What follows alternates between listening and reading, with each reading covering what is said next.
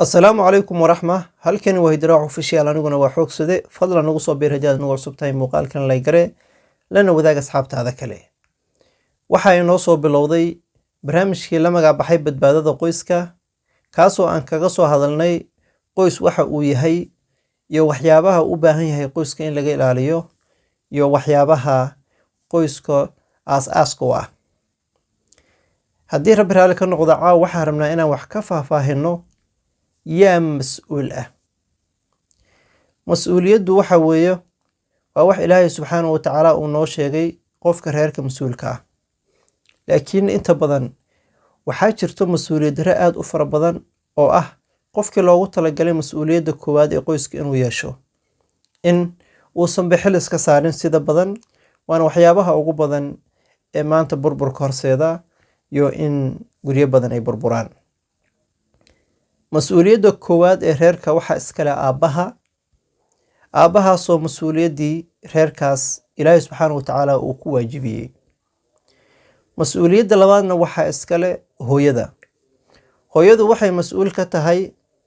waxa uu ninkeeda ku amaaneystay ubadkeeda iyo gurigaas Ilaahay subxaanahu wa tacaala uu ayada ku manaystay sida ay u dhaqan lahayd mas'uuliyadda koowaad haddii aan u laabanno ee aabbahu uu leeyahay aabbaha mas'uuliyadda uu leeyahay waxa weeyaan tii Ilaahay subxaanahu wa tacaala uu saaray oo ahayd nafaqaynta reerkiisa iyo ubadkiisa sidoo kale ka ilaalinta xumaha iyo waxyaabaha aan danta ugu jirin qoyska ka reebidda waxyaabaha fuxshiga ee aadka u xun ee reerkaas aakhiralaan u horseedi karo inuu ka hor istaago oo uu ka ilaaliyo tarbiyada wanaagsan ee qoyskaas ee xilka ka saaran inuu maaragtay had iyo jeer uu ku dadaalo korinta ubadkiisa oo kaalinta koowaad asaga uu leeyahay uu ku dadaalo had iyo jeer in ay noqdaan kuwa wanaagsan ubadkiisa oo kaliya jirka uusan ka korin xataa uu maskaxiyan iyo caqliyan uu ka koriyo waxaa kaloo mas'uuliyadda ay ka saaran tahay ooridiisa xalaasha ah ee had iyo jeer u baahan inuu waqti la qaato ka farxiyo u sheekeeyo jaanis la qaato waxyaabaha ay ku xun tahay oo asaga uu dareemayo inay ku xun tahay ama ay ku khaldan tahay uu ka dhiso u sheega inaysan wax munaasaba aysan hayn in ay yihiin waxyaaba ayada maaragtay daciifnimo u keeni karo dhan walba uu kala hadlo in uu maaragtay had iyo jeer uu kaga sheekeeyo waxyaabaha wanaagga ah wixii ayaga labadooda isku fahmi lahaayeen oo horumarka leh sidoo kale inuu farxadeeda ku dadaalo had iyo jeer waxyaabaha dhibayana uu ka ilaaliyo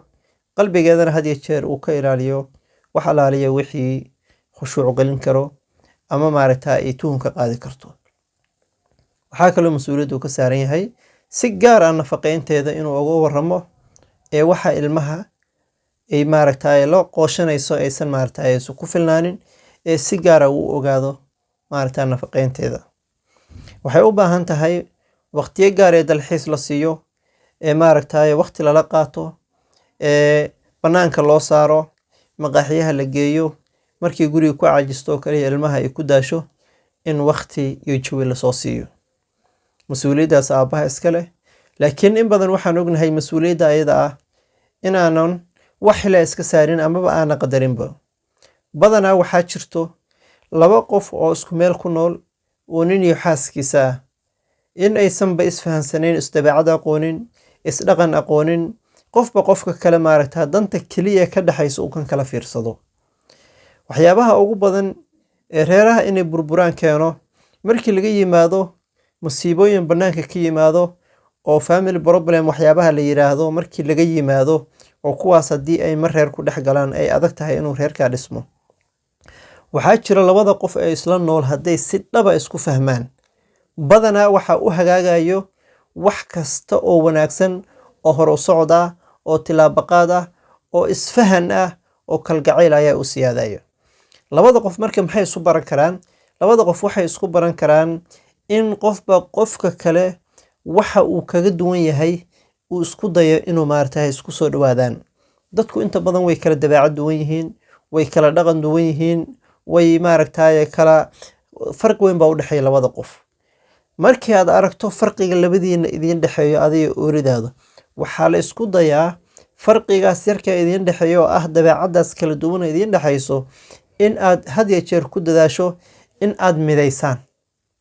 oo qofba qofka kale waxyaabaha uu jecel yahay iyo waxyaabaha kan uu dhibsanayo in meel dhexal iskugu yimaado. waxyaabaha uu qofkan jecel yahay badanaa sida dalxiisyada, sida maaragtay meelaha qurqurxoon ee dooga leh, sida maaragtay in outing la aado, banaanada la aado. waxyaabahaas haddii gabadhu ay jeceshahay waqti si yaro kooban kalaad ka jimca ka dhigto, bishii 2 jeer ka dhigto, ama 1 jeer, ama sanadkiiba haddaa rabto 2 jeer ka dhigto. waxyaabaha dumarku ay jecel yihiin ee dhaldhalaalka ah, ee dalxiiska ah, ee ka farxinta badanaa inaad ugu dadaasho ee aadan dhihin waxa saas maahan iyo hadii jir aadan ka horkeenin hadal qalafsan iyo waxyaaba aan munaasab ahayn. badanaa waxyaabaha labada qof isku fahmaan waxaa ka mid ah sheekooyinka gaarka ee waqtiga gaarka ay siiyaan ee meelaha maaragtay jawiga degan ay u baxaan. qofba qofka kale waxa weeye wixii qulubtiisa iyo qalbigiisa uu ku kaydin lahaa ayuu usoo bandhigayaa. sidaa laajigeed waxaa halkaa ka dhalanaya marka kalgacayl aad u fara badan iyo kalsooni aad u fara badan iyo had iyo jeer maaragtay sidii labada qof iskugu soo dhawaan lahaayeen ayaa halkaa ka curanayso. marka waxaa loo baahan yahay kaalinta uu leeyahay aabbaha inuusan ku ekeenin reer bambil siyaa, inuusan ku ekeenin ilmahaygan dugsi ka bixiyaa, inuusan ku ekeenin markii xanuunsadaan baan la dadaalaa, kaliya inuusan ku ekeenin waxyaabo fara badan intaa ka baxsan inay jiraan. aabuhu waa inuu ogaado had iyo jeerna uu ku dadaalo. midda hooyadana waxa weeyaan ammaanada uu ninku dhiibtay waxaa ka mid ah naftiisu ku aaminay, ooradiisa xalaasha uu ka dhigtay, ilmihiisa hooyadood buu ka dhigtay in aysan khiyaanin ee aysan dabamaryeelin waxyaabaha ilaahay subxaanahu watacaala uu xarimayna aysan ku hoosameynin. sidoo kalena inaysan maaragtay waxyaabii uu ku aaminay oo hantidiisa ahayd, ee naftiisa ahayd, ee ubadkiisa ahayd inaysan dayicin, ay meel cidla aysan kaga tegin. had iyo jeer iska saarto xil aad iyo aad u weyn oo muhiim ah, oy ogaato reerkan inay tahay mas-uuliyaddii labaad ee reerkan inay tahay. waa inay xilkeeda iska saarto, waa in nafaqeynta ninkeeda waxa u dhiibtay had iyo jeer ay maaragtay ku dadaasho, qalbigiisana ilaaliso iyo indhihiisa iyo sankiisa intaba ay ilaaliso. ilmaheedana waa inay ku barbaariso waxyaabaha wanaagsan sida maaragtay inay dhaqankeeda iyo diinteeda ilmaha maaragtay si toos oo la xiriiriso. kaliya caruurta inay dugsi aadaan ama iskuul aadaan kuma noqdaan dad maaragtay qalbiga iyo niyadda ka dhisan, ee waxaa niyadda ka dhiso ilmaha, ee qalbiga ka koriyo, ee caqliga ka koriyo waxa weeyaan hooyada guriga joogto inay ilmaheeda waqti la qaadato, in inta badan maaragtay nadaafadooda ku dadaasho, inay barato ama ay bartaba aan iraahdo ay barto sida ay bulshada ula dhaqmi lahaayeen, in waxyaabaha bulshada dhexdeeda aan ku wanaagsaneyn ay ka ilaaliso, had iyo jeer ay kala taliso waxyaabaha ku wanaagsan bulshada dhexdeedana had iyo jeer maaragtay ay u iftiimiso oo ay maaragtay oga dhigto waqti joogtaa ee maaragtay la qaadato, ee ku tarbiyeyso waxyaabaha wanaagga.